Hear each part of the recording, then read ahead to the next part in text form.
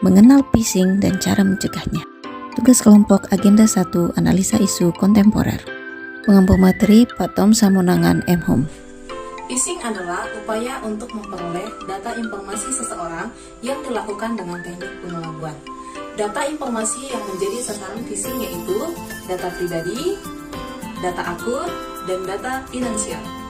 Informasi data phishing yang diperoleh digunakan secara langsung untuk menipu korban atau bahkan dijual kepada pihak lain untuk melakukan tindakan yang tidak bertanggung jawab seperti penyalahgunaan akun.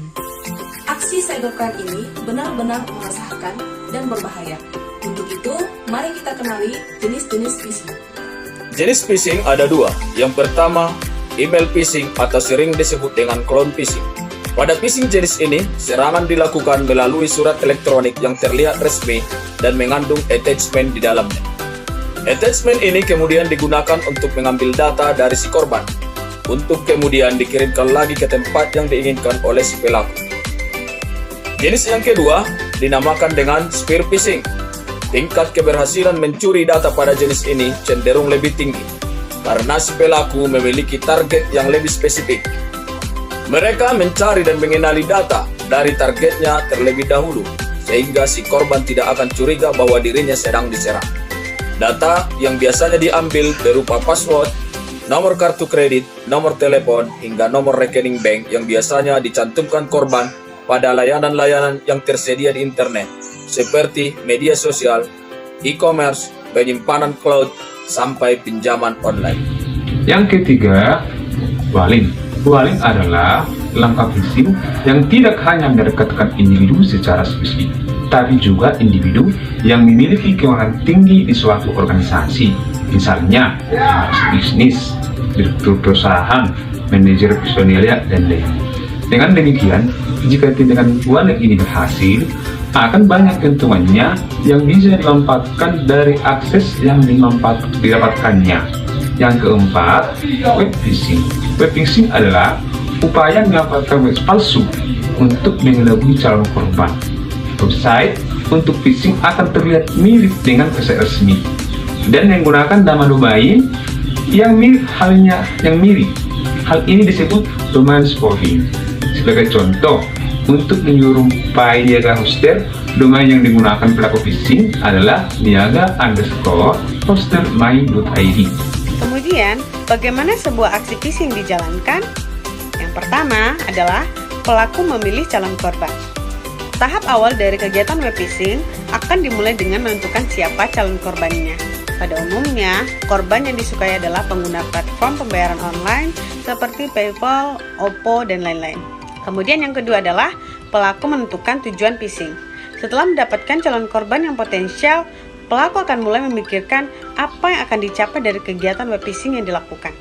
Apakah akan menarget username dan password pengguna untuk menguasai akun, atau malah mendapatkan semua informasi korban melalui sebuah prosedur yang telah disiapkan.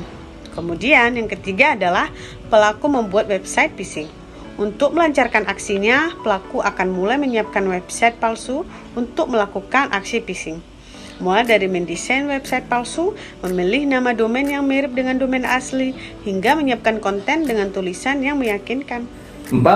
Calon korban mengakses website phishing. Dengan tampilan website dan informasi yang meyakinkan, tidak sedikit calon korban akhirnya mengakses website tersebut.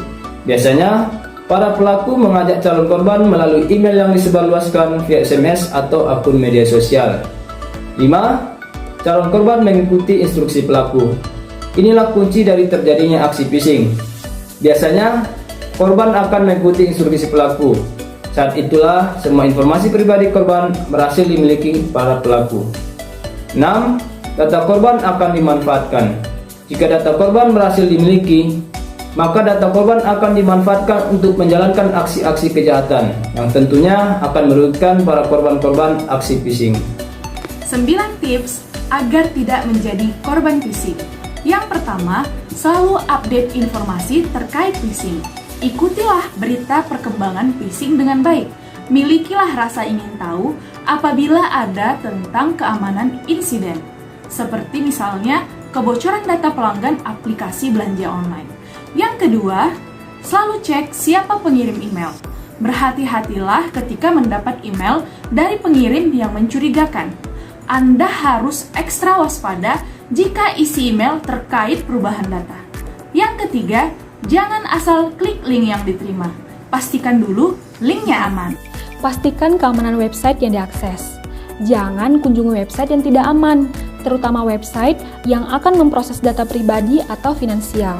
Hanya lakukan transaksi pada website yang menggunakan SSL saja, yaitu website yang ditandai dengan penggunaan protokol HTTPS. 5.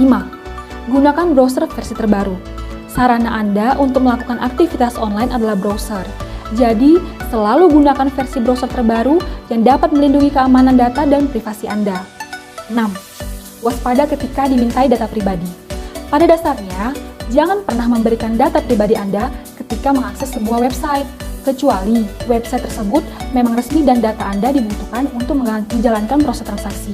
Sebagai contoh, terdapat beberapa toko online yang hanya melayani pembelian dari anggota yang sudah terdaftar. Namun, ada juga yang memperbolehkan transaksi pembelian tanpa harus login. Apapun pilihan Anda, lakukanlah yang paling memberikan dampak keamanan minimal. 7. Cek akun online Anda secara rutin. Kita sering melakukan registrasi ke berbagai situs dan kemudian tidak menggunakannya lagi. Maka, hapus akun dan data Anda atau lakukan perubahan password secara berkala. Kedelapan, gunakan verifikasi 2 langkah. Jika pelaku phishing sudah menemukan username dan password, tetapi tidak dapat memasukkan kode verifikasi 2 langkah, platform tidak akan melanjutkan proses. Kesembilan, lakukan scan malware secara berkala. Karena ketika mendownload file tertentu, bisa saja Anda sedang mengunduh malware yang akan bekerja di komputer secara rahasia. Gunakan software anti-malware dan segera hapus skrip yang mencurigakan yang bisa mencuri informasi pribadi Anda. Cara mengatasi phishing di website WordPress. 1. Gunakan plugin untuk membersihkan malware phishing agar pelaku phishing tidak memanfaatkan website Anda untuk mencuri data para pengunjung website. Contohnya Malcare, yang merupakan plugin anti-malware yang memiliki fitur instant removal yang mampu mendeteksi adanya serangan malware dan lalu menghapusnya secara otomatis. 2. Selalu update WordPress ke versi terbaru untuk menambah celah keamanan. Untuk lebih mudah, manfaatkanlah fitur Automatic Update WordPress pada menu WordPress Management. 3. Pasang sertifikat SSL untuk keamanan website. Jika ingin keamanan transaksi di sebuah website Anda terjamin, maka segera pasang sertifikat SSL di website WordPress Anda. Dan yang keempat, lakukan manajemen pengguna dengan benar. Jika website WordPress Anda dikelola banyak orang, lakukan manajemen pengguna dengan baik dengan tidak memberikan hak akses admin ke semua orang. Jadi, selalu lakukan upaya terbaik agar terhindar dari kejahatan online.